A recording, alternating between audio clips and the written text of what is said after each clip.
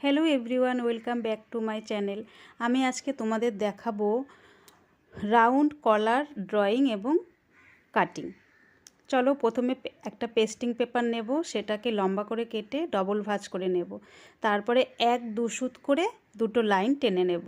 তোমরা যে যেমন কলার রাখবে সেই অনুযায়ী তোমরা দাগ টানবে। অনেকে একটু ছোট করলে 1 ইঞ্চি নেবে, আমি এখানে 1-2 সুত নিলাম। তো পুরো একদম সোজা করে দুটো লাইন কেটে নেব।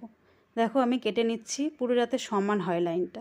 তারপরে কলারটার যা মাপ হবে তার আমি হাফ নেব, কারণ দেখো এখানে তো ডবল ভাঁজ করা আছে, তাই আমার কলার হচ্ছে 12 ইঞ্চি, তাই আমি 6 ইঞ্চি নিই। আবার দেখো 3 ইঞ্চি মানে তার হাফ নিতে হবে, তাহলে আমি 3 ইঞ্চি নিলাম। তো তারপর দুটো দাগ টানলাম, একটা 3 ইঞ্চি যেখানে আমি মাপলাম সেখানে, আর একটা 6 ইঞ্চিতে। এবার হচ্ছে 3 ইঞ্চি যেখানে আমি দাগ টানলাম তার দেখো সেখান থেকে আমি একটা শেপ দেব ওপরে, যেখানে 6 ইঞ্চি মাঝ বরাবর দেখো আমি শেপটা দিলাম।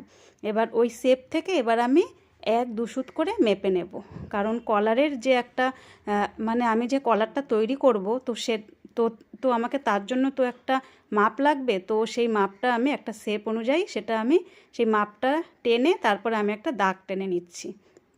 দেখো দাগটা টানছি, এবার আমি ওপর থেকে একটু ডাউন করে দেব। এ দেখো ডাউন করে ওই দাগটার সাথে আমি মিলিয়ে দিলাম।